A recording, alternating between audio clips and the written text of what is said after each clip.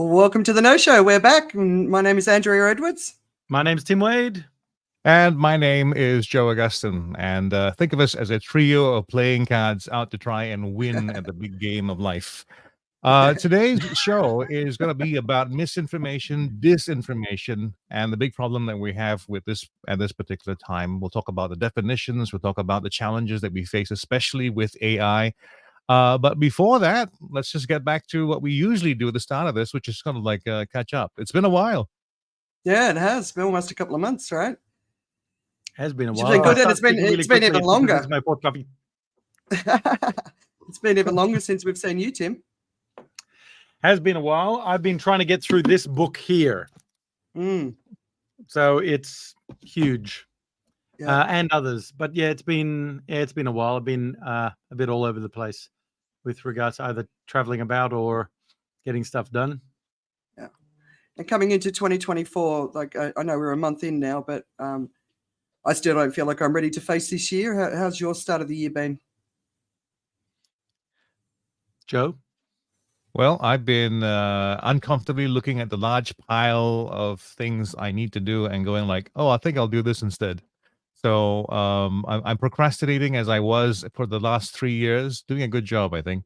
But no, I got big plans this year. This year is going to be the year of getting myself rewards for hitting some milestones. If you see me driving around in a Tesla, if controversial or not, if that is, it means that I've made $1 million trading this year, and other good stuff.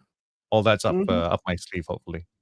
So if we see you standing by the side of the road with your thumb out and a cardboard in your hand, it means it didn't work out quite so well. yeah.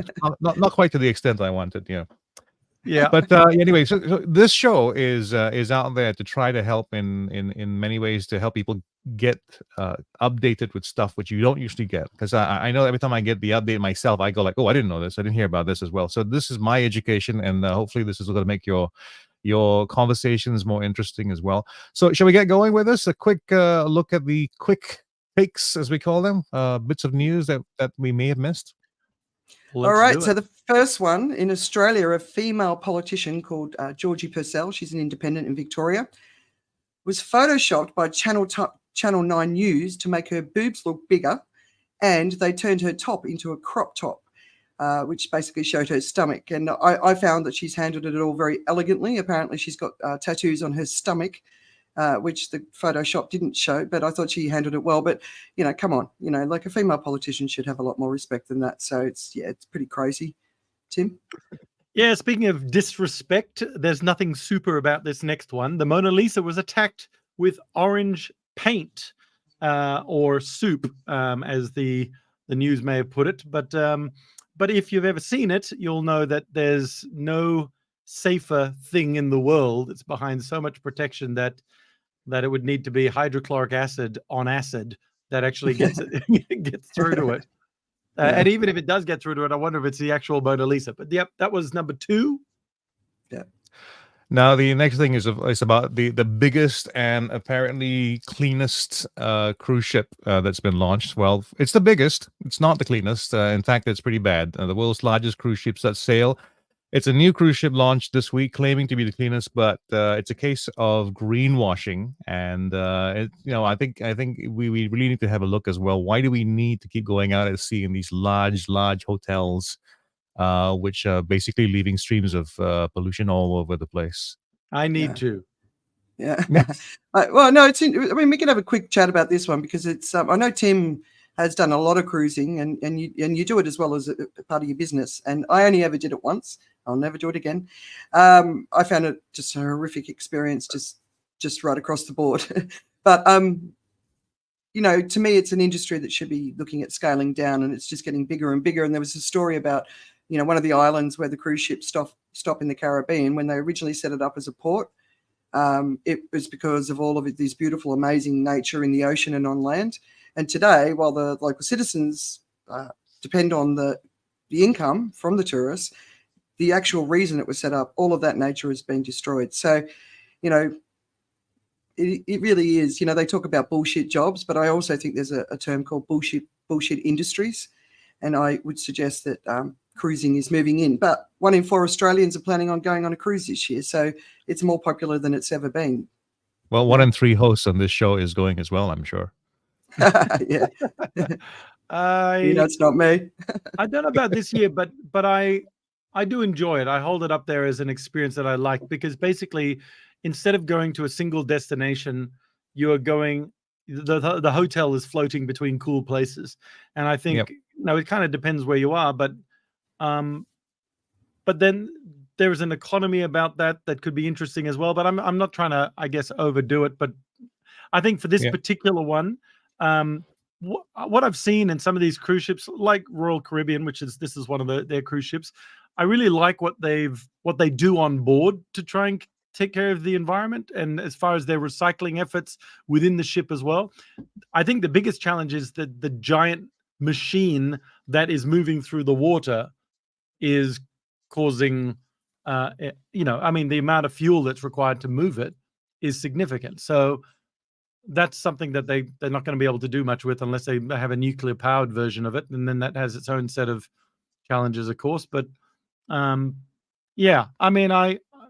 I get that if you're against it, you're against it. But I do understand as well that there's a group of retirees, for example, that want somewhere safe that they can go, somewhere contained, somewhere that's curated and manicured, and that they can have a wonderful time in their retirement, and that they will have an entitlement mentality to a degree, that they've done their bit for society and taxes and everything else, and it's their right to be able to enjoy their retirement years skiing or spending kids' inheritance, as it's sometimes called, whether that's on a cruise ship or somewhere else. And and having spoken on cruise ships myself, I love them, but I get the challenge with it. But flying somewhere is also causing problems, so it's sort of, whatever you do, it's going. I guess some of the older folks might be thinking, whatever we do is going to be problematic, so let's just turn that off and go and do whatever we want. And so then that's where, it's a challenging one to play with, I suppose. I guess we could just agree that it needs some review. It's a nice experience that needs some review. Okay.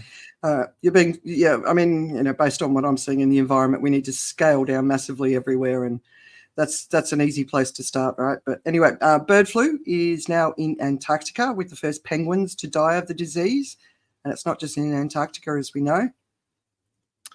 And bird flu also wipes out over 95% of the southern elephant seal pups in catastrophic mass deaths. That's terrible. Yeah. That's extinction level events, when you lose 95% of your pups. So hang on, how did it get there? Is it tourism? It's birds. So most of the commentary around seals, and Joe might have a different view, is that what they're eating the dead birds on the beach who have died from bird flu, and then it's going into the seals. But the problem, of course, is God, I've completely lost my train of thought. Well, hang on. So if the penguins are also dying, so it's transferred into the mammals, right? Which means it's greater risk of transferring to humans. So it's a big deal. So it's a zoonotic. It's what they call a zoonotic infection, basically. So it jumps out of the animal that's a natural host for it. So even though it's bird flu, it can be suffered, or at least can infect other species as well, which it did in this case. Our next story is actually about Africa. 3 West African junta-led states have quit the ECOWAS regional bloc.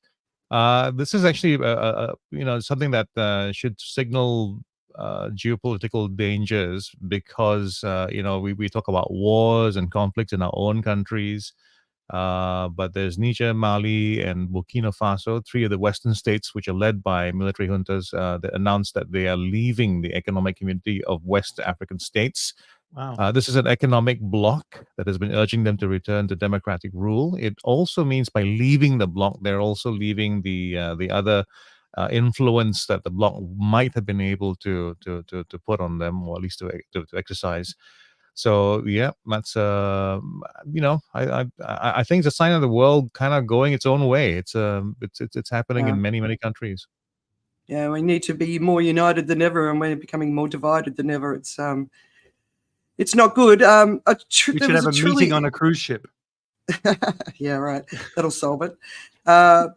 Really horrible story came out of the US this week. A man called Justin Moan decapitated his father and posted it up on YouTube, and it remained on YouTube for 6 hours. And basically, he was blasting the federal government and the Biden administration. But it was such a terrible, terrible story, and I'm so concerned about what's happening in the US right now. And we've got some other stories we're going to talk about in a minute, but yeah, so that's our quick takes. Lots of things going on around the world, but let's get into a little bit more detail, Joe. Yeah, let's get into some meaty stuff here. First of all, how'd you like a chip in your head? I've got to say that it's one of the things that I look forward to. I would like to have a chip in my head because of how I think it can work. And Elon Musk's Neuralink has announced that they've successfully implanted a brain chip into a human. Of course, most people read the headlines and don't go a bit further to find out what exactly this is about. All this is actually a chip that is designed to pick up your intentions of movement. So, when you think about moving to the left or raising your arm or something like that, this chip is supposed to be able to translate all that. And it's a pretty cool idea. Like what I did just there. I just thought of Tim moving to the left and right, and he moved simply because of the chip that's embedded in my head. So it's not quite what people, I think, automatically jump to, which is the idea that you're going to be controlled by the chip. Actually, what it is the chip allows you to control other stuff. So the Internet of Things now includes your brain. The chip is rechargeable. It has a rechargeable battery that's rechargeable wirelessly. Now that, of course, may pose some other kinds of dangers as well. But they're also not the first to have done this. The implanted brain chip has been around for quite a while. The first one was actually put in 2004. There's no news about them. But then again, the CEO of that company didn't own X as well. So he didn't rant and sort of rave about his own little product there. The other story that's in the news is about why IT companies have been so ruthless in their laying off of their staff. And I think people sometimes forget how big the wave coming in was before they think that the wave going out should be any different. If you think about this, how IT, when it was expanding and needed all the people it needed, it basically just took from everywhere in quick numbers, right? So you have all these brain drain situations as they're expanding, as there's a kind of competition for the need for people in the field.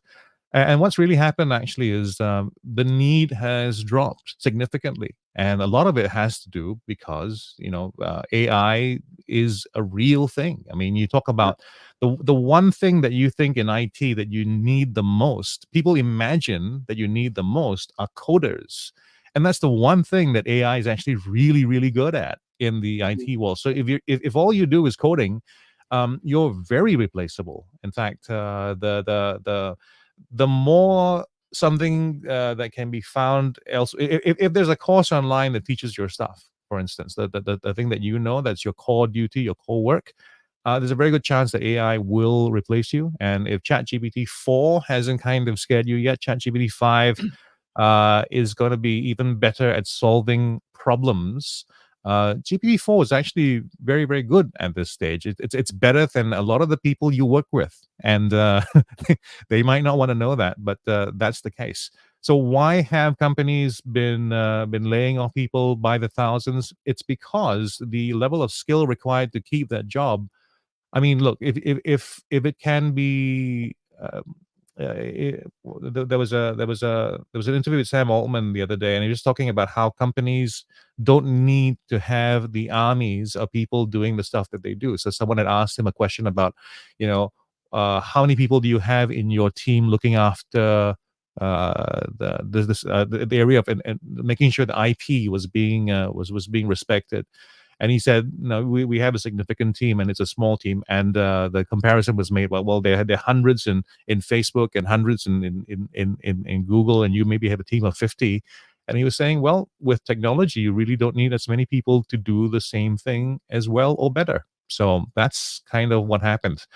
The other thing, of course, is, well, if you look at IT companies, they're no different from companies. Companies will usually trim what they don't need. It's the responsible thing as a company. And I know that's not very popular to hear, but that is kind of what you have to do as a company. You Yeah. can be someone who tries to figure other ways for people to be involved, for the company to spread out and do other things and keep employment going. But you can't just keep coders on coders' salaries just because. Yeah, I agree, but I do think that this is the point where we should be having a revolution in our societies, because while when you take the human costs out, your profits go up, right? And so, Yeah. they're talking about the richest people in the world. We're going to see our first trillionaire soon.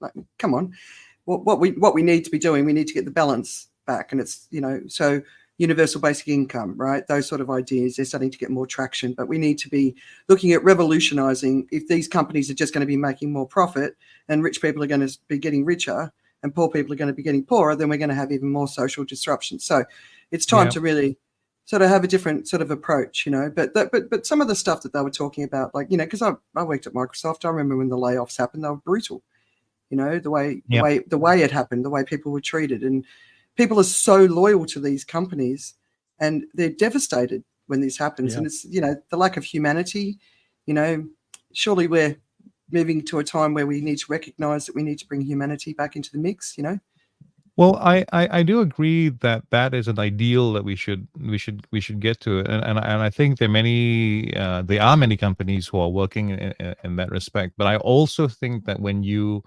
sign up for the high wire act in a circus, so to speak. This is not a preconceived metaphor. It's coming to you live right now.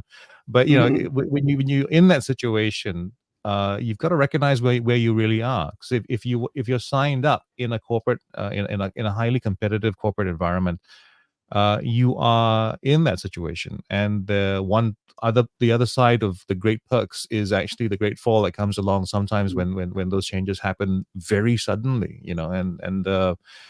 I feel bad, but at the same time I go, like, people tend not to go in with eyes really wide open. They tend to look at what they think they want to see, and then when the other side happens, they're not ready for it, which is why I kind of teach people to do what I do, make income in different ways. Yeah. From the high wire. Okay, anyway, so that was trying to stick with the Well, metaphor. all right. Unless you live under a rock, Taylor Swift is everywhere right now. She is everywhere. Every time you open up social media, you can see her face, and it's getting really crazy. So I do recommend a piece in the Daily Beast called "Far Right Snowflakes Are Terrified of the Super Bowl and Taylor Swift." And according to this article, not only is Taylor Swift an FBI and Pentagon psyop, the deep state apparently is also rigging the NFL to make one of the world's most famous entertainers and her already Hall of Fame bound boyfriend, Travis Kelce, artificially famous. But apparently rigging the outcome of an NFL game would have been 1 million times harder than to fake the moon landing. So it's quite a challenge. But even failed presidential candidate Vivek Ramaswamy is getting involved, and he's sharing his conspiracy theories. And one person said, "Nothing feels organic about Taylor's rise or this whole relationship or now this whole Super Bowl thing." She's been going since the noughts, so it's not like it's just an overnight success. Anyway, so why is this happening? Well, Taylor is a threat. A recent poll showed that 1/5 of voters will likely back the candidate that she endorses. That's a lot of power for one young person to have, right? And if the potential to utilize her mega fame wasn't enough, Swift is now allied with one of the greatest players in the NFL. So Travis and his brother, I don't know what his name is, apparently display all the masculine behavior these right-wing keyboard warriors fetishize, but they also hate him because he starred in a COVID vaccine commercial. It's a really wild ride through the conspiracy theories, and if you're looking for entertainment, you'll certainly find it. But it's also desperately sad. But then, on the other side, I think this could be the actual story that sort of gets people who are on the cusp of wondering if things are a bit too nuts now, maybe getting them to back to a bit of sanity. So, but the article finishes with this. "This is a fight that the paranoid right would be wise not to pick. But of course, they will. They have. This is what they do. Haters gonna hate." So, yeah. I like Taylor. She's been going for a long time. It's not a quick rise to success. She's worked hard. She writes her own stuff. She was anyway. She's I think she still does. Yeah. So we talked about her in the final show when she got Person of the Year, and so she's just going to be in the media constantly. I think she's replacing Elon Musk this year. What do you think? Well, yeah, he's X now. Yeah, right. I heard some story on the radio as I went into class today, and it was about a woman who, in a marriage, wasn't trusted with the finances because she sort of she just had a spending problem and was a massive Taylor Swift fan. Said to her husband she was going on this short holiday with some girlfriends or had to go and do something, and he was like, sure, whatever. And she took 30,000 Malaysian ringgit out of her joint bank account and flew to Brazil. She flew to Brazil to watch a Taylor Swift concert. Presumably that was one that Taylor was very hot in. But I hope it wasn't the one she cancelled. yeah, that would have been worse. And then she came back, and now she's persona non grata at home. Anyway, all right. So a week ago, we heard the ruling from the ICJ, the UN's highest legal body, and it did not order Israel to halt its military campaign, an implied recognition of Israel's right to self-defense in the wake of the Hamas attacks on the 7th of October last year. However, it did recognize that the situation in Gaza is catastrophic. It said that the situation was at serious risk of deteriorating further before the court delivers its final verdict on the charge of genocide, a process that could take years. It did make several demands of Israel, broadly in line with most of the 9 provisional measures demanded by South Africa. By large majorities, the court's 17 judges ruled that Israel should do everything in its power to avoid killing Palestinians, causing them serious bodily or mental harm, creating intolerable living conditions in Gaza, or deliberately preventing Palestinian births. It also said Israel should do more to prevent and punish public incitement to genocide, citing examples by Israel's president and defense minister. Before we knew it, Israel released to the world information that the UN Agency for Palestinian Refugees, UNRWA, after several staff were alleged to have been involved in the 7th of October Hamas attacks. The Swiss, UK, Australia, Italy, Canada, Finland, the Netherlands, Switzerland, US, Switzerland, and Germany have all suspended funding to the UN agency as well. So created in 1949, the United Nations Relief and Works Agency, UNRWA, is the biggest UN agency operating in Gaza. It provides healthcare, education, and other humanitarian aid to Palestinians in Gaza, the West Bank, Jordan, Lebanon, and Syria, and it employs about 13,000 people inside Gaza. So more terrible news for the Palestinians, who are now reportedly surviving on grass and polluted water. So it's a bit of a mess over there. Yeah, I couldn't help but feel that was a very cynical move by the Israelis when the ICJ released its ruling, and then within the 24-hour news cycle, this report about the UNRWA alleged involvement in the Hamas attack. So kind of felt a bit cynical, but it's an information war too, right? It sounds like something in politics when somebody goes, I'm running for election, and then some scandal comes out about them in the past, and that's the end of that. Yeah. It's the same sort of power plays. But Well, it is war, and war is going to be an information war as well. Yeah, I've been saying people have always enjoyed the story of David versus Goliath. It's just always a question of who's David, right? Well, here's a story that's come out of the U.S., which is going to be upsetting to some and surprising to even more people, partly because it's going to be confused with somewhere in Africa, I think. I was confused for a while. This is a story that comes out of Angola. Angola in the U.S. It's a place where there are lots of there's some prisons, commercial prisons. And in the U.S., the prison system there is run by corporations, and these corporations actually run further industries as well. And some of the industries are food. food related. So the story now has come out that there's lots of food that is ending up in the supply chain for the U.S. for all kinds of daily needs.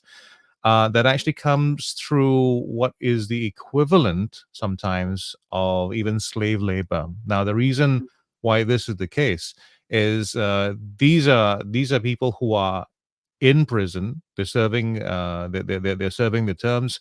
They don't have the same kind of rights to refuse work. They can try and resist, but it comes at a high price as well. Because if they're not cooperative, they can affect their ability to get parole. So they really are people in a situation who have, first of all, very few rights, and if they're lucky at all, they get paid a pittance. Right, so if they get some pennies for the work that they do, it really is way below minimum wage. And that is if they get paid at all. Some of them don't get paid at all. So the punishment for non-compliance includes sometimes abuse. This is from stories of there's a story of a man here who spent a good part of his life essentially as a slave in modern America. And he was finally released when he was 73 years old. It's just an incredible story that was from AP. So if you're looking to read more about this, search "Prisoners in the U.S. are part of a hidden workforce linked to hundreds of popular food brands." Many of these arrangements are illegal under the company's own rules. But there are various means and ways that stuff happens because it's corporate America. But go and read that and be shocked and a bit heartbroken as well. Yeah, I mean, would it be hard to make it fair? Like, give them an income that goes to the families that they've left behind, or, to give them dignity. I mean, because the cost savings certainly aren't being passed on to the customers, right? And most people don't even know which brands are doing it, and it's all the big brands. But inflationary prices are still happening, but it's not costing them anymore because they're not paying anything in the first place. So, just to me, it's just more greed, and these people could learn skills. This could be something valuable for them. It doesn't have to be slavery-like conditions. I mean, they're dying in the heat as well. There's no, protecting them from the elements. There's none of that. So it's just like there's just no dignity. It doesn't sound like an attempt to rehabilitate either. No. It's just exploitation. Yeah.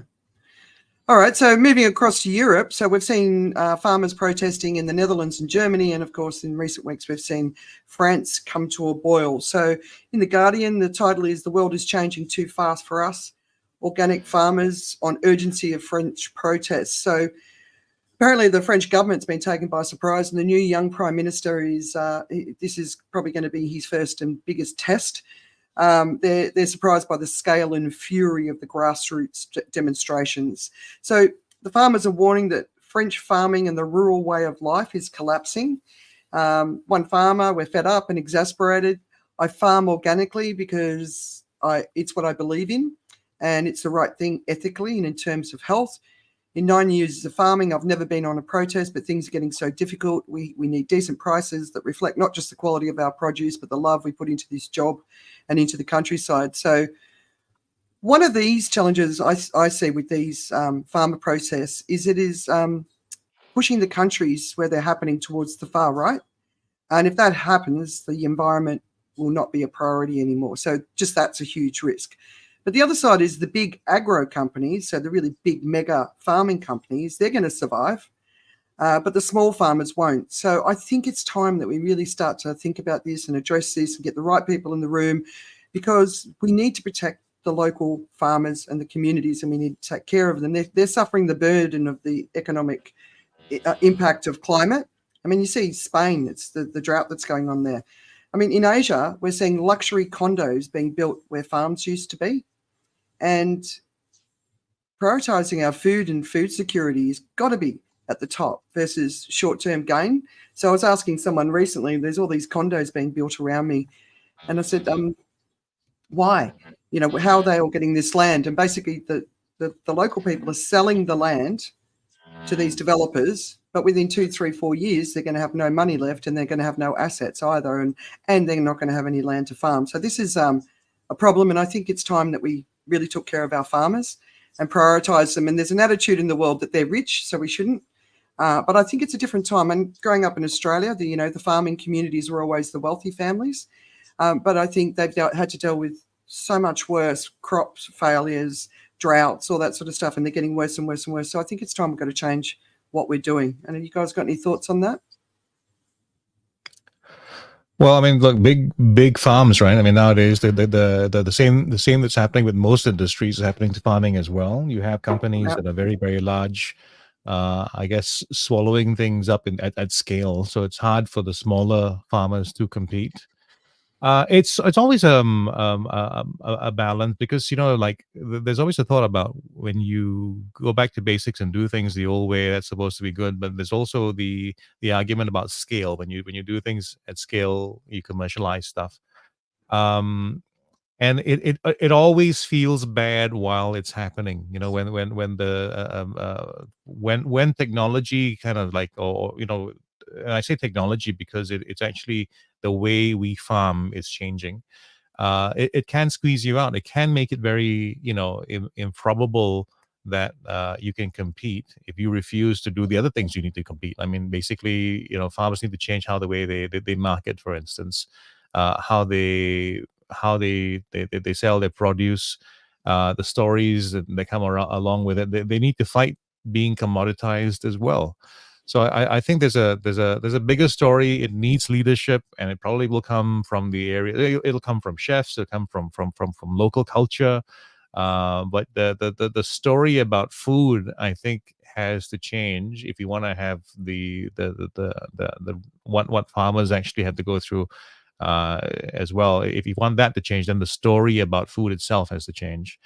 And if we all start buying more local stuff, then local farmers are going to have a better what do you call it, cash flow. All right. So here's a question for you, Joe. So these big agri businesses, right?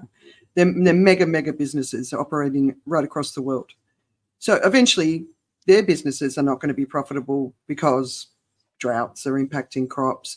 So if those businesses collapse, which could happen, they're not too big to fail, and the local farmers have gone and we've lost that skill, then what we could put putting ourselves in a pretty that's the thing. It's like we're playing with fire here, because food shortages are one of the big risks that we're facing.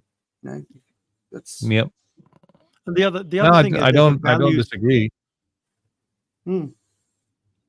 There's a values element as well, because this farmer had a particular set of values that he was farming by, whereas the big corporate, when it comes down to values versus profit, tends to choose profit if they can get away with it, and they might put values out there, but it'll tend to be about profit. And as a result, you can get the challenge is, if the climate crisis is going to cause a food crisis, do we not need the established big movers of food to be able to create this? But I take your point that if we lose the farmers, we have no plan B.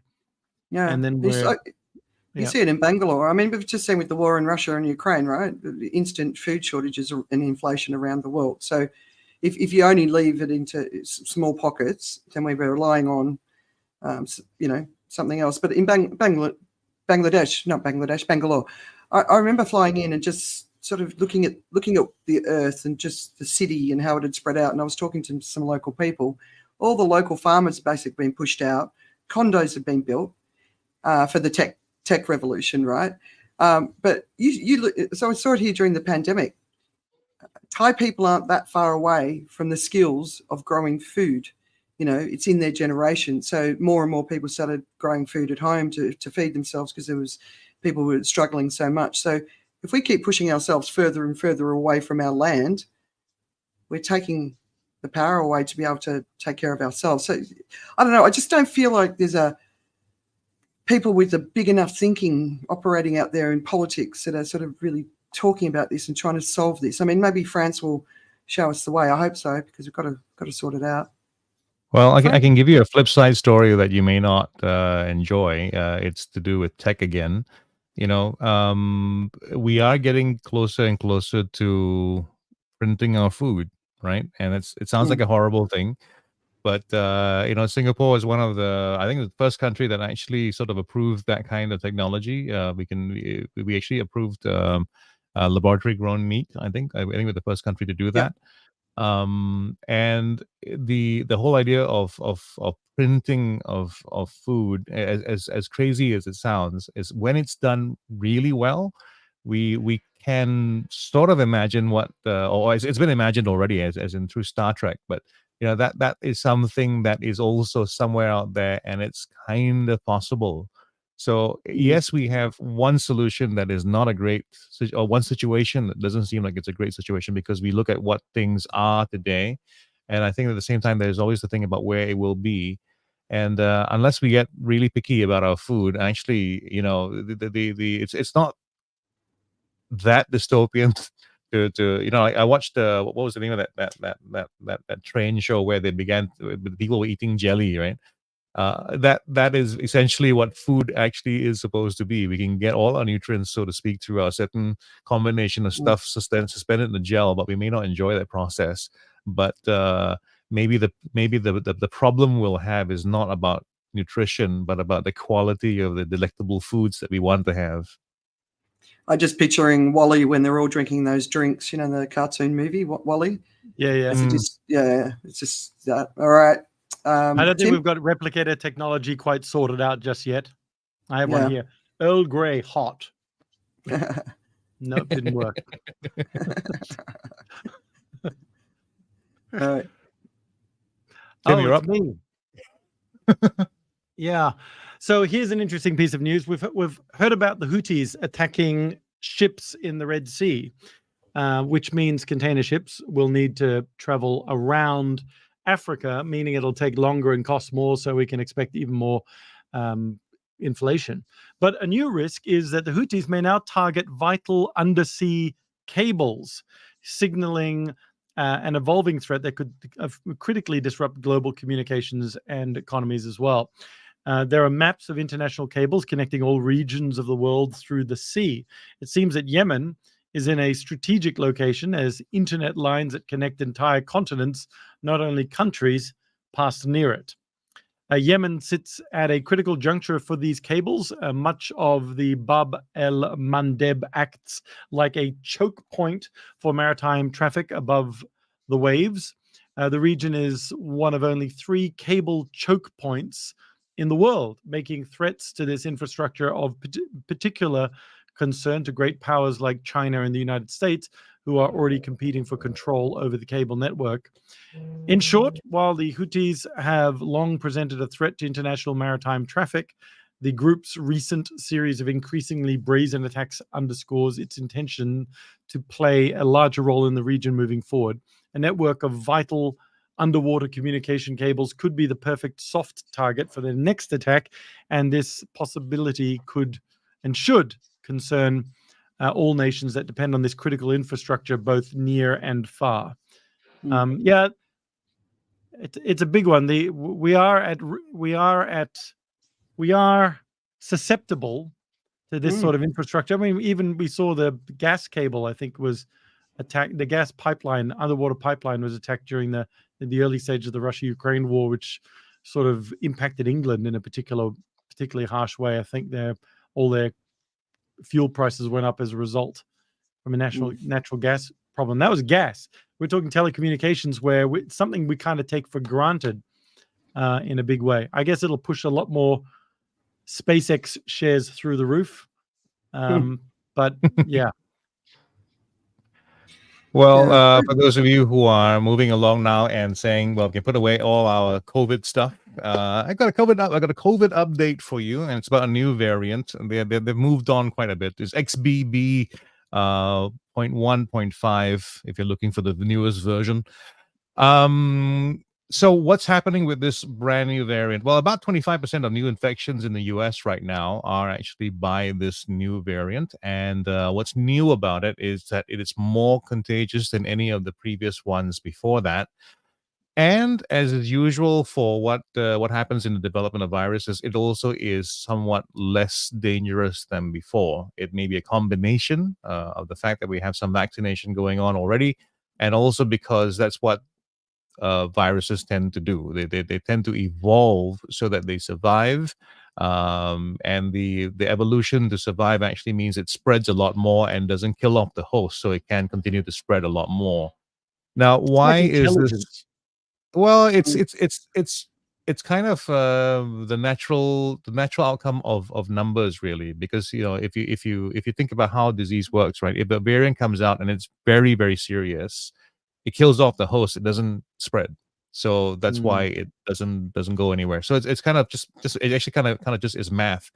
Um, but the things that we still have to worry about are things like, okay, if the vaccines continue to give you protection in terms of helping you not have as bad infections, but there's a lot more vaccine hesitancy than ever before. So there's Yeah. so much of it from before. I was just talking to someone who actually is in the area of public health, and just saying that the challenges that they face to try to get people to just do the right thing, the smart thing, is worse than ever before. And it's in Singapore, we take it kind of for granted because at least there is some credibility when someone in government here speaks. In many other countries in the world, the people who have the power don't have the knowledge that should go along with the power that they have in the fields that they have. So they are the bosses of the people who know, but then they're the ones who kind of want to pull the lever, and sometimes things are inconvenient politically. So Yeah. not all the best things get done for their cohorts, for the communities. But yeah, so a brand new one, more contagious, less dangerous. I would suggest you still keep an eye out, because the one thing that's out there is this: if there are people who are still vulnerable to it, a variant that is more contagious has a bigger chance of reaching them. So even today, even though it is such a long time since the vaccines have gone out, there's still people today who are dying of COVID. I know there's some controversy about how that's labeled and all that, but in terms of the proportion of those people who are susceptible to extremely bad COVID symptoms, it's the unvaccinated. So as much as we've kind of left it behind, if you have the opportunity to get a booster, if you're already on the program, go and get your booster. I'm sorry to be the person to tell you that, but yep, it's Yeah. still out there. Maybe not as dangerous as it used to be, and that's partly because you already have a booster. But Yeah. stay safe. When you say not as dangerous, I mean the infection might not be as dangerous. So we all got COVID a few weeks ago, and Yep. it's mild, right? Yep. But the more times you get COVID, the more danger you have of experiencing long COVID impacts, right? Symptoms. And some of the stuff I'm reading about what people are dealing with, it's really quite like, don't want to be in that situation, right? It's not good. Yeah. And we've got thousands, millions of people around the world who are going to be disabled from this. Yeah, so a lot of people don't take into account the risks that they normally would, right? Like if, for instance, if we just got together and said let's play a game of Russian roulette, we say, oh no, I don't think I'll play that, and then we go, okay, well let's do this. Let's have a Russian roulette gun which has 100 chambers instead of 6. Would you want to play? uh, People would still say no, right? And if I could keep going, I could go like, okay, let's have 1,000 chambers, and you'd still be a little bit hesitant. Maybe you fundamentally, in terms of the math, you'd go like, yeah, I have a better chance of it, but you still wouldn't want to take the risk. But when it comes to things like COVID, we do, which is it is sad because there are some other things that are coming out, and people are learning about long COVID. Uh, you know, I don't know if it's the lack of sleep or because I had COVID, but I think my brain isn't what it used to be, and it might just be because it's my time. But no, I mean it's it's it's a possibility that the little bit of fogginess comes about also because of that. So it's like you said, it's hard to track, and there's so many things that we don't know about. And if you can avoid it, just avoid it. Do what you can to protect yourself, make yourself less susceptible. The worst thing to do really is to succumb to a preventable situation. That's the worst thing. On that case, everyone should go and get a colonoscopy as well as their booster. But the well, that's the bowel. Anyway, the interesting thing about the COVID thing is I don't think we're going to hear a lot about it this year because of all the elections. I think with the record number of elections happening this year, I don't think it's going to be an election topic. Yeah, it's not popular. I think right? people Yeah. want to let it be behind them. They want the new stuff and everything else. And so as a result, it'll be very backburnery and it won't be in the papers and it won't be in the news and stuff like that. And when I think it's already headlines not. like that come out going, you're likely to catch it, but it's not going to do anything. People are going to go, well, I don't need to know that. Delete, it's not shareable info. Yep. Yeah. But there's some really interesting stuff coming out of China where they're treating it like HIV. And I don't know if you've seen that, Joe, but there's some really, really, like, they're treating it in a whole different way to the rest of the world. And of course, because it's China, it's not being taken seriously by the West. And apparently the reason they kept it locked down for so long was because they knew that it was something much more severe than what we were all being led to believe. So I'd keep an eye on what China's doing as well. Well, I mean, if you think about it this way, if you have in 10 years' time a workforce that is 50, you just think any kind of disease or whatever it is, if you've had a workforce that maybe 50% of which has not had that disease, so there's one risk there in terms of like they're COVID naive, so they could suffer, like they did when the breakup finally happened.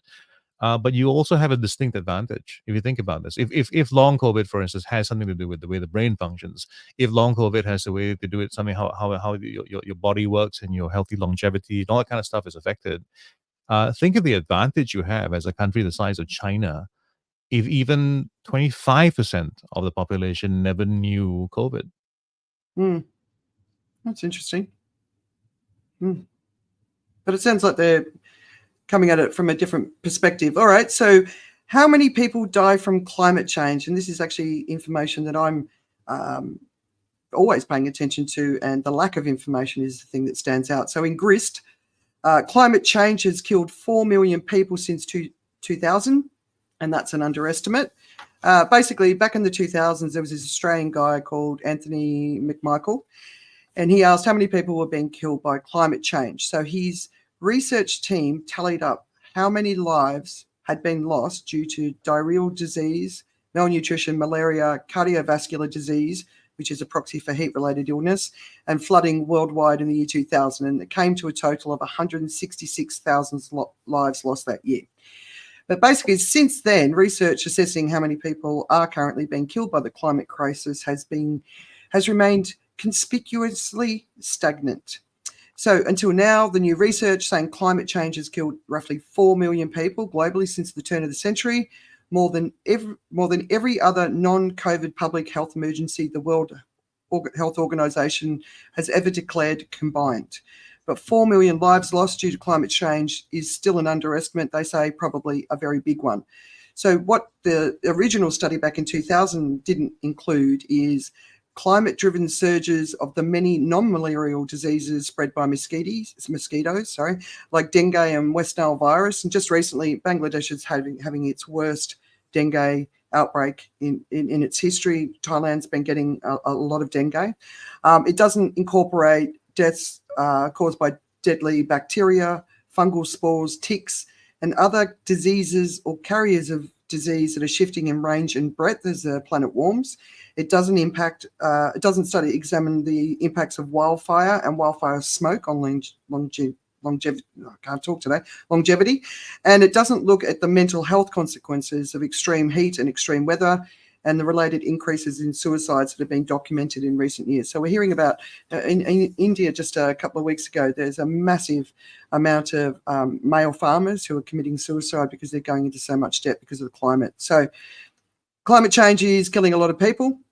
Nobody is counting it, and nobody is moving in the direction of counting it. And obviously a big part of the problem is right across the developing world, especially in the global south. There's no sort of clear-cut numbers of deaths and causes, so it's a measurement issue.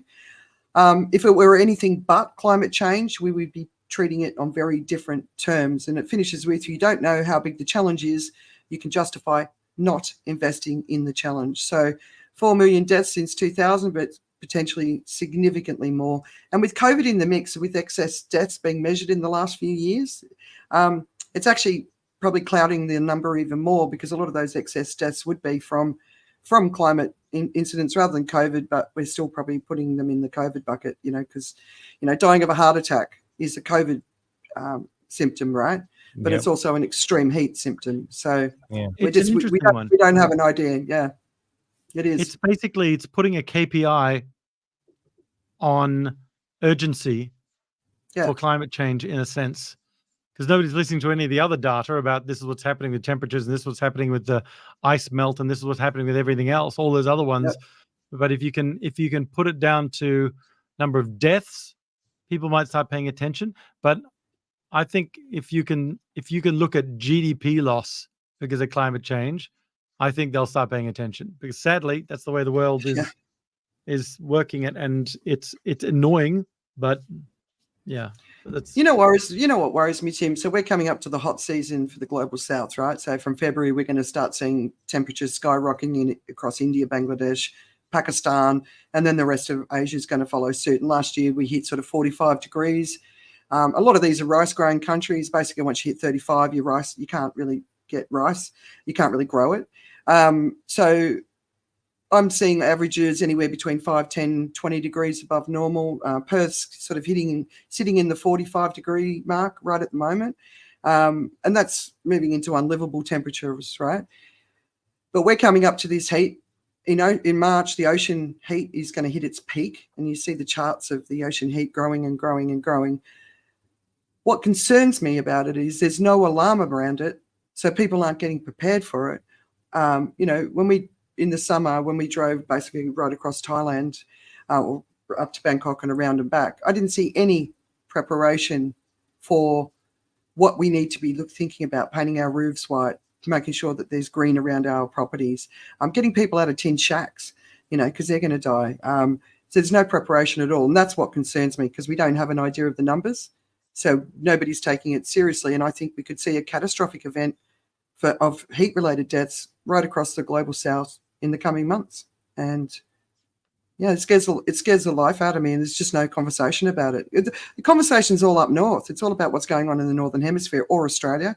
But the risks that we're facing in this region, and we might be all right as long as our electricity grid holds up, but millions of people are not going to be all right. They can't survive in that heat. So that's my concern this year. By June, I think I might be able to feel, hoping it doesn't happen, I hope. I mean, people can survive in the heat to a degree, because I've been in Saudi when it's been high 40s, and Spain when it's been high 40s. But it's dry heat, not wet bulb, right? It's not wet bulb. It is dry. And I must say, when I walked out of a hotel in Saudi at 10 p.m. and it was 41 degrees outside, mind you, the hotel was like freezing. I walked out of there, my whole body just started tingling. I think it was the shock of the switch from cold to really bloody hot. And but yeah, I wasn't staying in a tin shed, and I could have turned around and gone back into the aircon. But I didn't quite know what was going to happen. But it is the fact that nobody's doing anything about it. But I just think if I was in government of a place that was the size of something like India, even Thailand, with this central area being pretty much Bangkok and everything else, being rural, I would find it very, very difficult to be able to legislate anything without it bankrupting the country. So it's just education, like setting up cool stations, the people living in the tin shacks, which the construction companies own. legislating them to make sure that their people are safe, changing the work hours, getting them out of the sun. Because last year I was watching people who grew up in Asia who never complain of the heat. They can deal with heat. I can't even imagine. For the first time ever in 20 years living in Asia, I heard people complaining about how hot it was, and they were getting heat rushes. So if you're feeling dizzy, if you're out in the heat and you're feeling dizzy, that's a good sign to get out of the heat. Find a place locally to you where you can go and cool down, whether it's a 7-Eleven or a shopping centre or something. If you stop sweating, that's a sign that you're moving into heat stroke. So that's get to hospital as quickly as you can. So I just think people need to educate themselves on what's going on. I've done a bunch of blogs on it, a couple of different languages. I'm trying to get the word out, but it's coming. You remember May last year when we were all sweating it up in Singapore? Mhm. It's going to be even hotter. So wet bulb has turned up in newspapers here, and I've seen it on signs but Singapore's very good like that, because they'll start putting stuff up to inform where they can. But it's still not part of the vernacular. No. Yeah. All right, final story, Tim. Yeah, final story coming out of the UK, which is not really heading in the right direction on any level, it seems, these days. The UK has fallen to its lowest ever position in Transparency International's Corruption Perceptions Index, which ranks countries by experts' views of possible corruption in public services. The UK fell from 18th out of 181 countries in 2022 to 20th in 2023. And that's only 2 points, but that's its lowest position since the research was revamped in 2012. It means that, according to the research, Britain is seen as more corrupt than Uruguay and Hong Kong. The UK was ranked at between the 8th and 11th most transparent country in the world between 2012 and 2021. However, it fell to 18th in 2022 and then joined 20th in 2023. Daniel Bruce, the chief executive of Transparency International UK, said the findings should act as a wake-up call for government. The continued fall, he says, in the UK's score shows a country heading in the wrong direction. It's clear that business leaders and other experts are more concerned than ever about political corruption and the abuse of public office in the UK. And I think a lot of people in the UK and who have got any connection with the UK would pretty much say here, here, because it does seem to be, they're skating on thinner and thinner ice with a hairdryer pointed at the ice. Yeah, it's just great. It's crazy watching what's going on in the UK. It really is. I've got a British husband, right? He's mortified by what's going on. 82% of the rivers are full of pollution. 82%, and that's from citizen data, because the government's not measuring it. So the rivers are polluted, the oceans are polluted. The amount of people living in desperation, millions of people in desperation, including children not getting enough to eat. It's terrible. Madness. But there's when you go there, I mean, I always get a little bit of a shock when you leave somewhere like Singapore, which is very clean, and then you go to the UK and you just see this sort of abuse on the walls and stuff like that. And there's this, and I remember my brother coming over here going, looking at all the signs saying, give up your seat for somebody else and act with courtesy and smile and all that, whatever it was. It's just like, you would never get that, would be like graffitied over in some sort of way. So that there is the feeling of helplessness and inability to be able to make change at the political level from the people is trickling down into antisocial behavior. Yeah, because they're not being heard. I mean, when they complain about something that it seems like those in power just laughing it off, going, oh well, so long as my Land Rover is running well, whatever. Yeah. So I don't know. I just I fear for the UK, and when we've been talking over the years about UK being one of the places where, if there's massive climate migration and loss of farm areas and everything, the UK is one of the sanctuaries. But unless the AMOC collapses, and then you don't want to be anywhere near it because it'll be an ice age. So it's not necessarily a sanctuary. That's why I don't know where to go yet, because there's lots of different. It depends on which tipping point goes first. Yeah. Yeah. All right. So misinformation, disinformation. We certainly have a problem. So at the beginning of the year, the World Economic Forum released its global risk report, which stated that misinformation and disinformation are the two highest risk areas this year. Pretty much everything else was climate below that. Just so you know, misinformation is false or inaccurate information, especially that which is deliberately intended to deceive. Disinformation is false information which is intended to mislead, especially propaganda issued by a government organisation to rival power or the media. Go and find your own definition if that didn't work. Okay. Now, this is really important because, as Tim has said, it's a big election year. So in Time magazine, globally, more voters than ever in history will head to the polls, as at least 64 countries, including the European Union, representing a combined population of 49% of the world's people, will be holding national elections. And of course, whatever the results are, that's going to matter in the years to come. One article in Euronews says right-wing populists could gain control of EU Parliament for first time as voters swing right.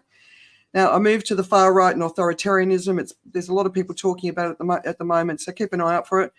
It's definitely terrible for the environment, as they will back out of pledges on action, and we certainly can't afford to be stepping back now. It's a time where we really need to be escalating action, so it's a big thing. So the other, of course, is the fact that AI is now firmly in the mix, and we've already seen false AI, like the Taylor Swift AI thing, which really brought the whole thing to the headline. But we're in a pretty tricky situation, so we've got to get a handle on it. What do you guys think as far as how people can protect themselves? Well, I don't know if you can protect yourself, because what we're actually trying to do is we're trying to figure our way out of a narrative that's building, right? So we're all story processing beings. We look at patterns, and then we try and figure out what's going on, and then we develop our beliefs, and then we move on from there. So it's a double-edged sword. We are where we are. At least we got to where we are because of the stories, and now we're going kind of over the hill or off the cliff because of stories as well. If we talk about protection, I don't know whether there's a way to protect ourselves against that. But what we can try to do is at least, I think, figure out how to put little safety barriers around the edges of things, because it can go too far. It can go dangerously left, dangerously right. And this is a big, as someone who believes in free speech, I also believe in the ideas of being able to discuss things on the far ends of things, and even be able to sell ideas which are less than popular, right? We have to figure out how to have logical discussions. We need to be able to ask questions, and I've been having a number of conversations with people I really enjoy being with, where we can really walk away knowing each other's perspective, and then we go, okay, that's how, for me, I've always had a phrase that I've disliked, which is let's agree to disagree. Because it's usually, even though I agree with the intent of it, usually it's said when someone says, I really don't want to find out more about what you're talking about, and let's just not, right? Agreeing to disagree is when you know enough about the other person's perspective, you can see their perspective, and you can still hold your perspective, and that's how you disagree to how you agree to disagree. I think the world needs to know a little bit more about that. We need to all get on board with the idea, like, okay, well, let's have the marketplace of ideas. Let's have then this let's subscribe to the idea of leadership as well, right? So we have a race, and here are the winners of the race, and the rules of the game is the winners of the race get to then take us to the next time we get to decide this again, right? So we have to kind of balance all that up, and it's really, really tough, because The race for attention, the race for winning. I mean, and the way you win the race nowadays seems to be more and more about telling a lie for as long as you can hold it. And that's crazy, right? We have an audience that I think its nerves are kind of worn out, and this is what the big play has always been for Russia. The people who knew about Russia versus the West in the past, right? The whole game was about making sure that people were just not sure, And I think we're in the place right now where the Russians were trying to get us, because it's a complicated thing, but I think Russia realized it couldn't run that fast the way they were running, but what they could do is trip everybody else up. And right now, it seems to have happened, and with the help of Western tools like Facebook and Instagram. I mean, it's unfortunately that's it. It's someone played the long game and are currently winning. Yeah, I totally agree. And at that point about disagreeing, so a couple of months ago, I met a Trump supporter, and I wasn't expecting them to be one. But anyway, it quickly became apparent that they were, and then they realised that I wasn't. So they said, "Oh, let's not talk." And I said, "I don't mind talking to you. I don't mind hearing what you think. In fact, I would appreciate knowing what you think. So it doesn't mean we have to agree with each other, but I am interested." And I think that's something that we can all work on, like being open to listening to a view that we're not really comfortable with. Because I think it's, if you can do it without sort of just objectively do it, I think you can really move forward. And it doesn't mean you're going to convince them to be any different, but I think we need to be hearing each other. I think that's it's a really important point. Tim, have you got any thoughts? I have a terrible thought. So there's something about free speech that is really powerful and positive and develops ideas and moves everyone forward. But there's something about free speech that is very polarizing in a negative way, hurtful, and when we're talking about disinformation or deliberate misinformation, then what I'd like to see, and the burden of proof might be a difficult one here, is penalties, significant penalties, financial penalties, some sort of penalties for the spreading of disinformation in this particular way. Because, the only reason why it has to be financial penalties is people don't seem to do anything without financial penalties. And I don't know how this would come about other than end up with some sort of China-like social score. But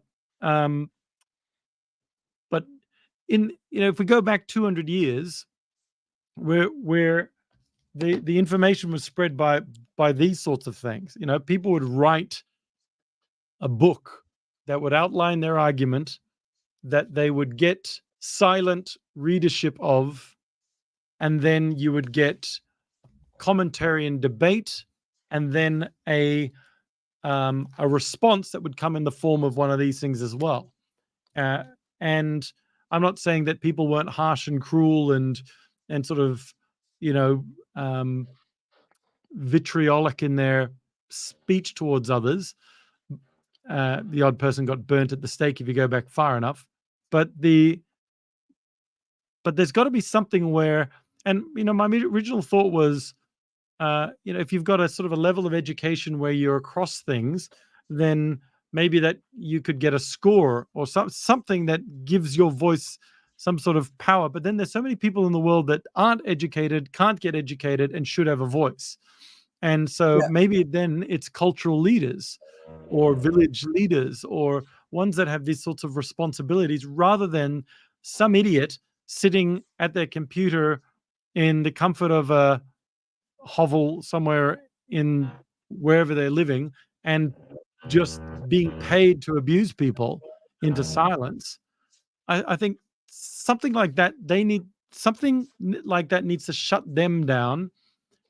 If somehow, if there's enough, it's almost like they're spammers, or the trolls are just not adding value in one sense. And in another sense, my heart goes out for the people who are trolls because their life is broken and they're hurting, and they're doing that in a way to somehow work out their emotional side and everything else. But that's where community needs to be there to be able to help these sorts of people.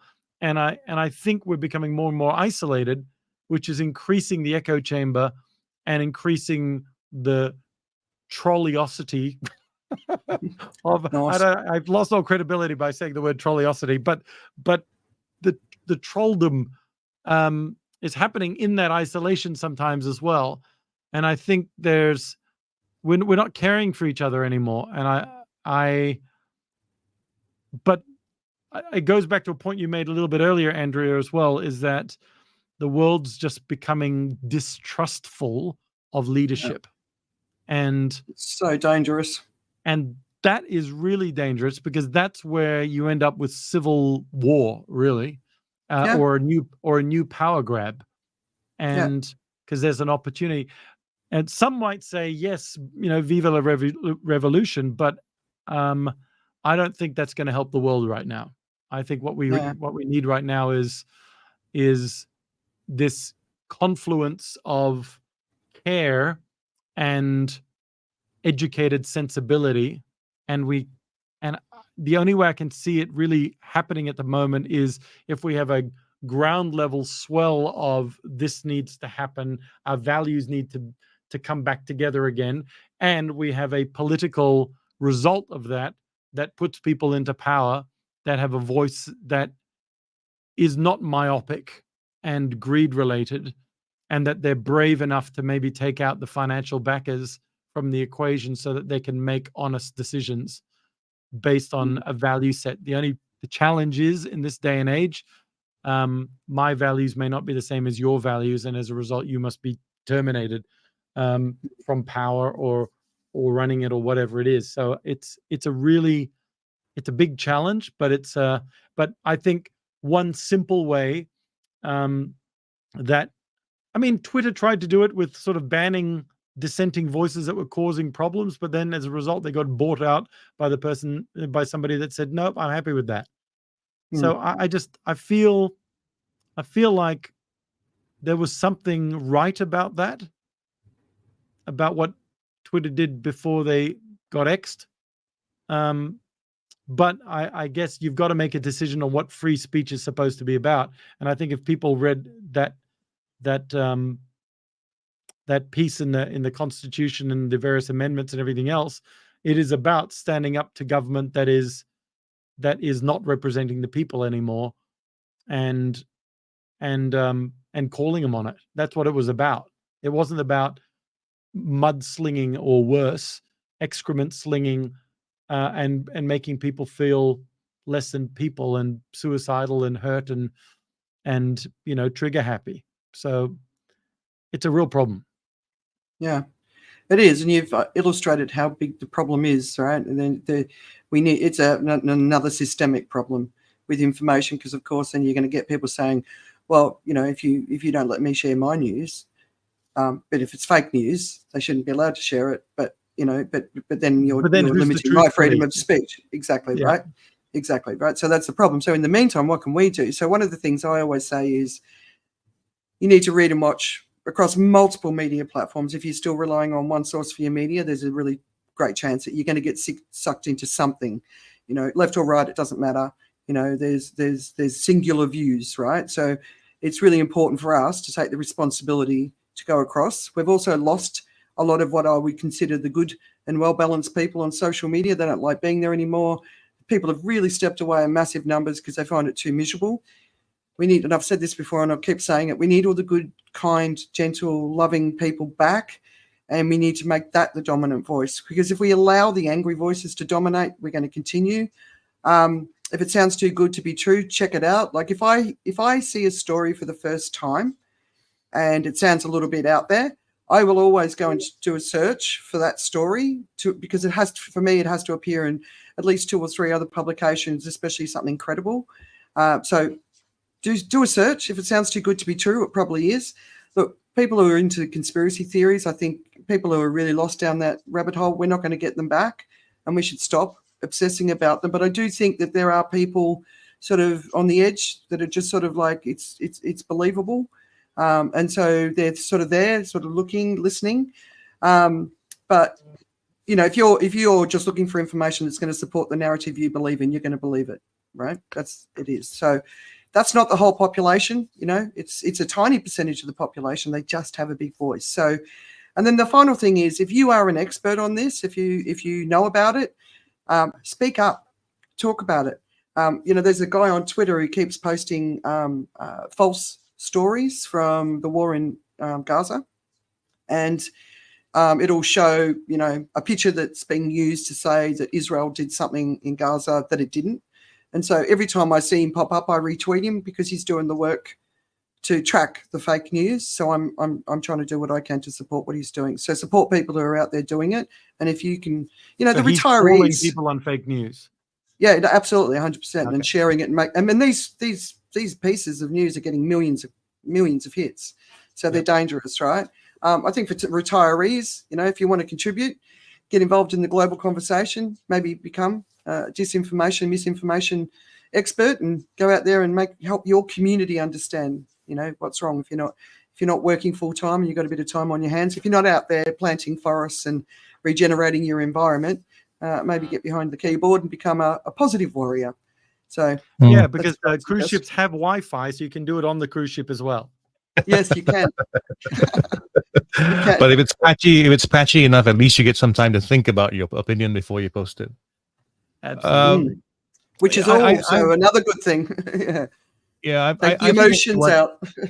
What we should be doing a bit more of as well is just being aware of bias, and that's a really hard thing to try to regulate, because you know, like the fish in water, you don't realize what water is, right? You tend to have some pre-existing ideas. So, you know, as you talked about all these things, you know, like people should step up and police it.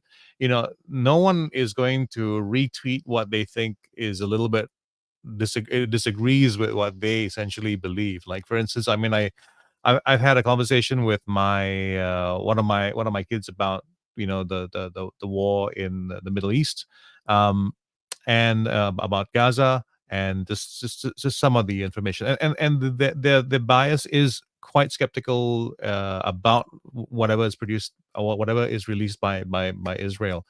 And it's all about context, right? It's like if you've grown up. So back to the idea that I had before, which is about, you know, David and Goliath. It's always a question of when you start looking at the story, that establishes who is David at that particular point, right? So for the younger people, you know, the Palestinians are definitely David in this particular thing. But if you go back a little further, then you see that the story changes, and you go back even further, it changes. And if you look at you know, if you go wider in terms of the region as well, then it again changes the narrative. So, you know, the idea of who is the underdog, who has the motive to put out stories in this way or that or the other, you know, even the debunking might be fake. You know, that's the other issue as well, right?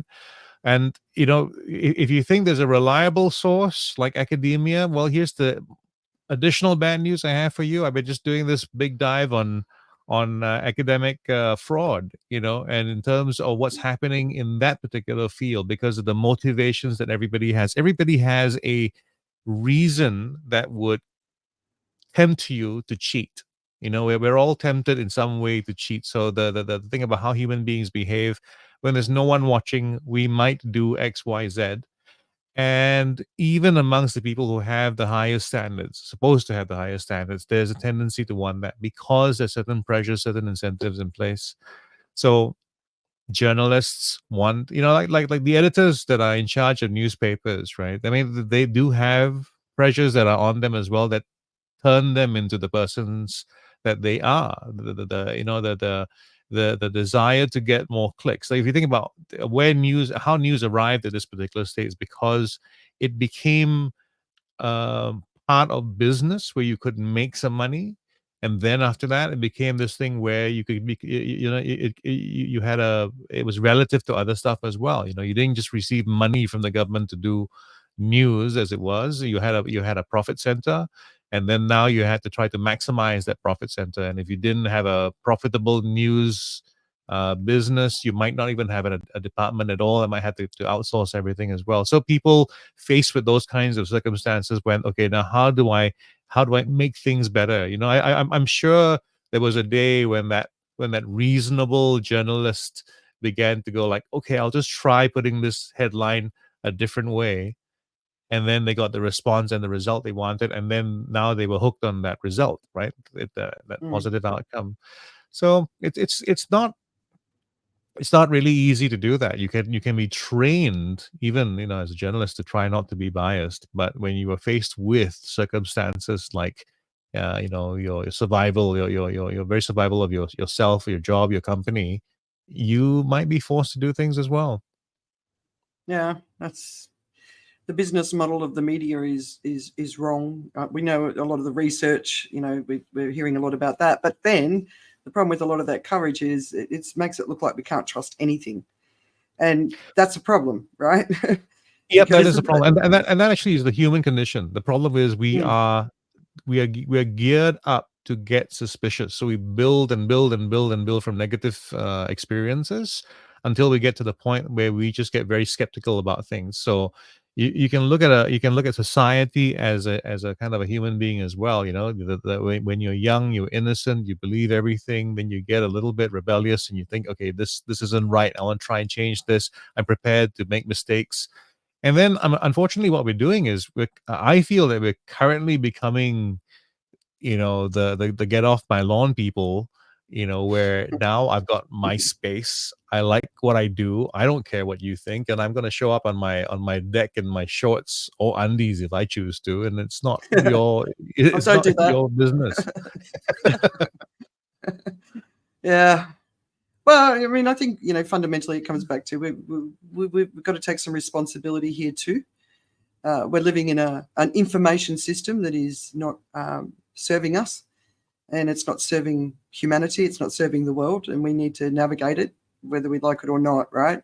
But I think if you read widely and watch widely, you can get a sense of the truth, but you have to work for it, or find people that do work for it that you trust and follow what they're talking about. There's ways to get through it, but we have to take responsibility.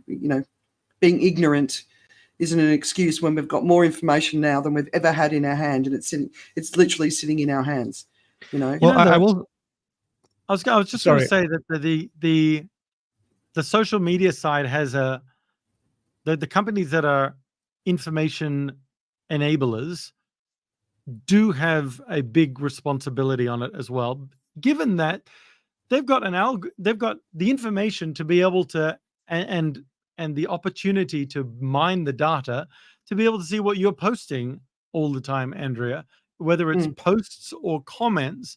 And if that comment is systematically vitriolic and everything else, it should be red flagged. Or you know what? Leave them there, but just have a troll icon. It's something like this person is proved to be a troll rather than top contributor. And what about a troll icon so that the person goes, what the hell am I being a troll icon for? It's like, oh, so maybe I should be nicer for a little while, Yeah. And then I don't know. It sounds Big Brotherish, but we're already there. Yeah. It's like, And one thing you said earlier, Tim, like the idea, so the blaming of social media for all of the world's problems. Now, first of all, one of my biggest concerns is the companies that own the artificial intelligence technology are also the companies that created the problem with social media, and they haven't fixed that, and they've got this, right? So that's one big problem, right?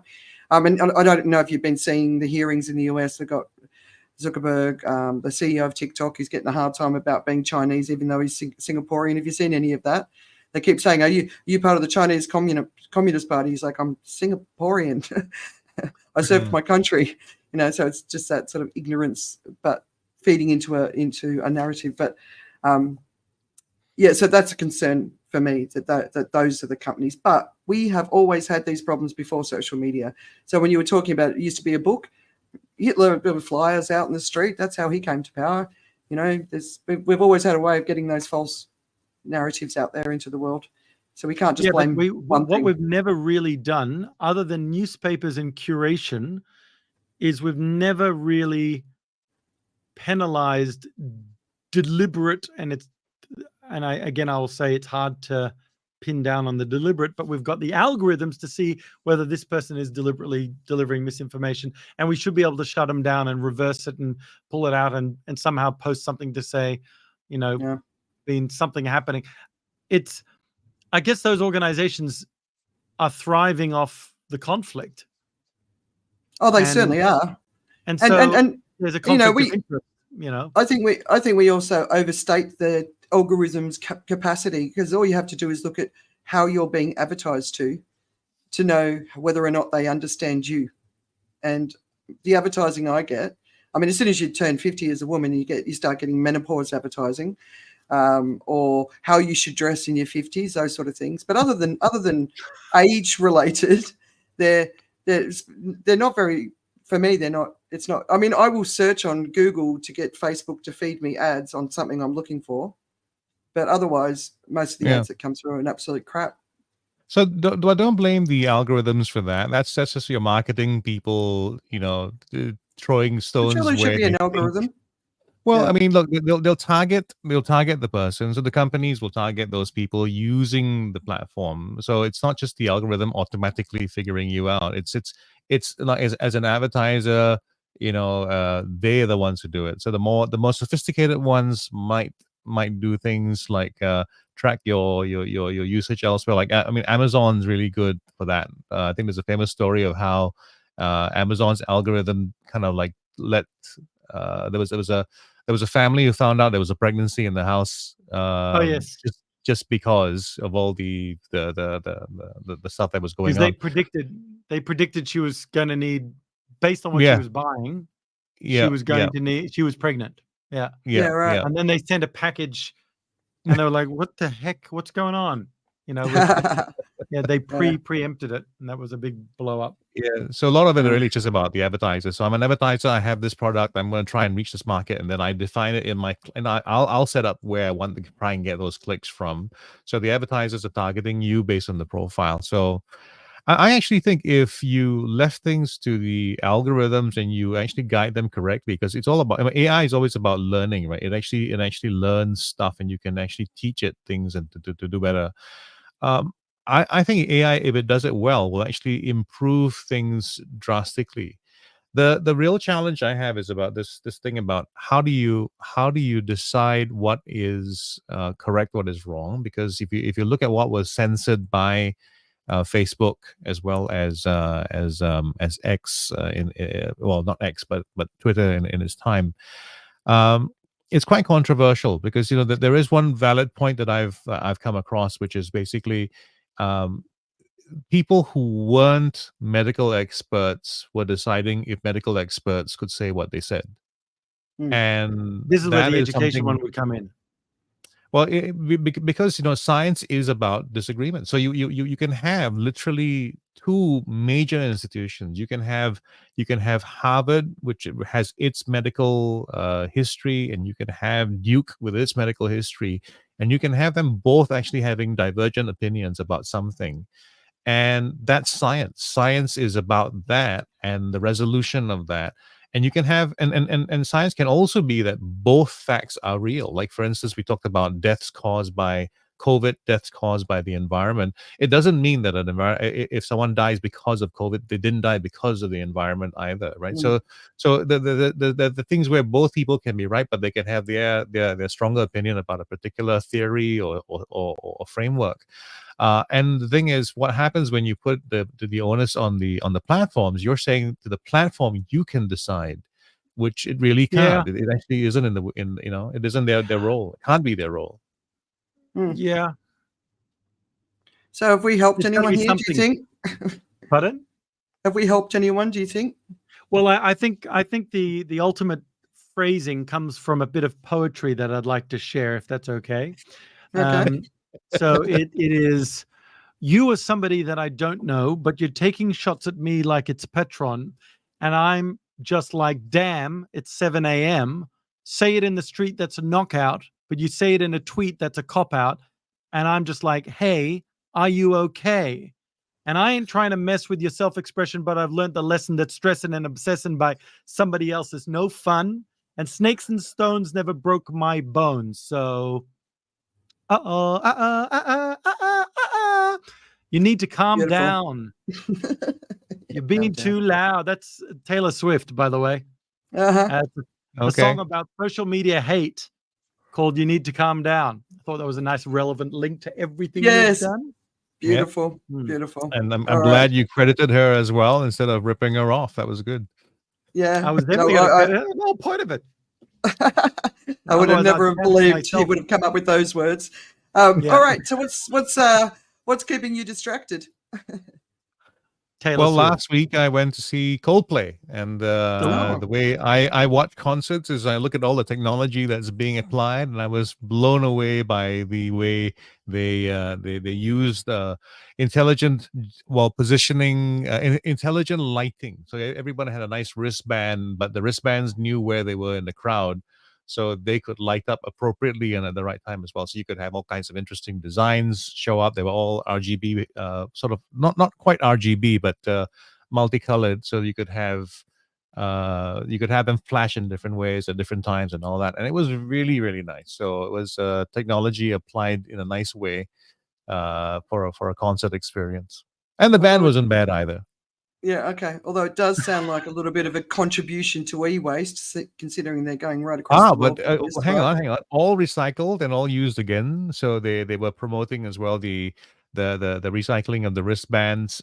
Some, there's always some people who walk away with them, but they had a leaderboard so you realize you got feedback on where you were on, or at least where the venue was in terms of its score.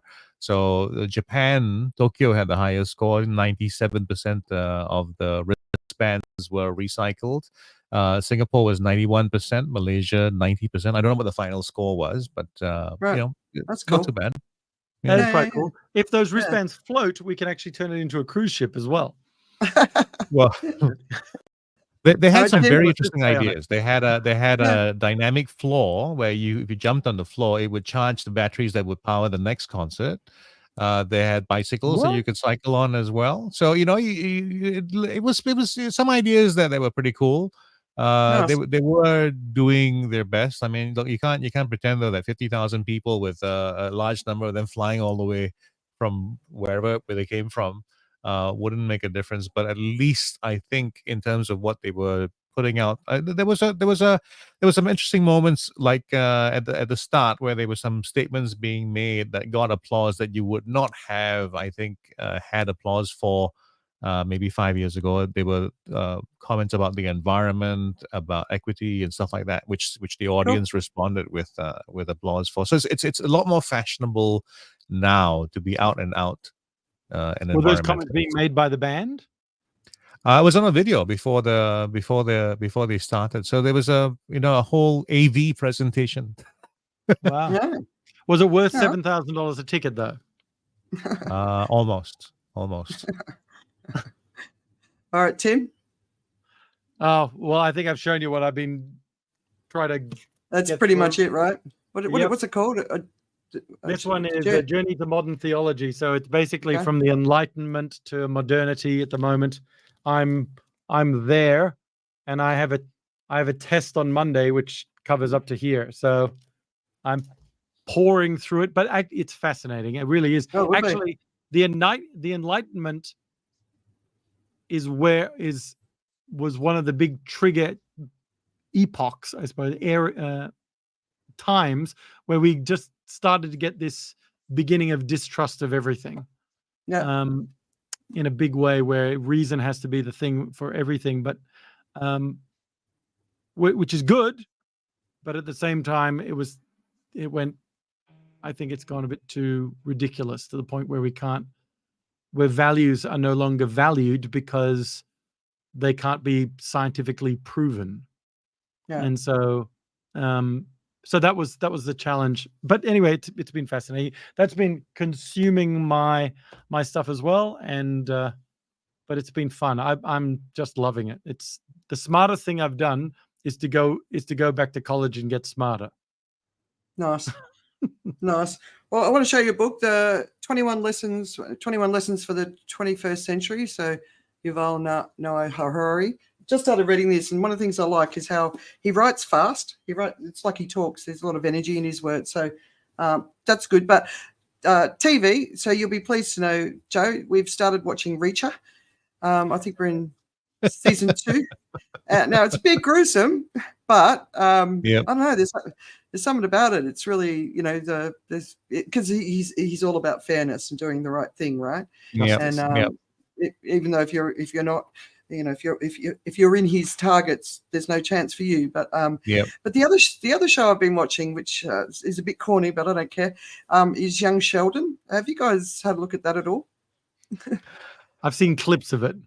All right. So it's about a young genius, and he obviously has no emotional intelligence, but he has very high intellectual capabilities. But it's his whole family. But what I love about it is it's based in the 80s. The technology's in the 80s, the fact that, you had a TV. It was just one TV in the living room that the whole family had to use. VHS was there. All the technology is old and the fridges are old and just like what we grew up with. And that's actually what I'm enjoying about it. The music, Cyndi Lauper, Madonna, Guns N' Roses, so it's back to our childhoods, which I thought if you have a chance, you just want something that goes over your head, because that's what I need most of the time at the moment. I'm enjoying it. Well, hey guys, keep your pens handy as well, because I want to recommend this series. My wife likes limited series because she doesn't like them to continue. So I like her. Yes, thank you. Yeah, so this is a limited series and produced in the style. I don't know whether you remember Broadchurch. There's a series called Broadchurch. Anyway, BBC murder mysteries are a particular style. They had their own style, and so if you want to catch something that's really quite fun, it's called Fool Me Once. Okay. And it's a limited series, so yes, there is an end in sight, but you can't see it coming. We're still in the midst of it, and it's really, really good. Only the Brits can do that. Yeah, I like. Yeah. Well, that's also cultural. Part of the Americans find it difficult to do it because of the confluence of language meant that their cultural context required them to over-explain situations and setups to the point where so what we're going to show you is Joe's going to kill Andrea. Now try and guess who did it. Yeah. Well, it also has a little to do with the business model. I mean, the BBC commissions a show, so it tends to give you a limited budget for a limited time. So if you want to tell a story that finishes, you kind of do it within that time. So I respect the BBC's approach to series, where they'll call 3 shows a series. That's good. Yeah. Nice. All right, guys, thanks for joining us. Good to be back. You guys happy to be back? Yeah. We got Chinese New Year coming up too in this part of the world. Yeah, that's next week. Gong Zi Fai Chai. Tim will join us as much as he can, but obviously it'll be Joe and I most of the time, and special guests. So I'm trying to line them up. If you want to come and join us on the show, just reach out. We're happy to have guests, right? Any point of view. So long as you don't have the troll icon next to your name on social media, you're okay to join us. Yeah, exactly. All right, guys. Thanks for joining us, and we'll see you next week or in 2 weeks. All right. Take care. Bye. Bye. We were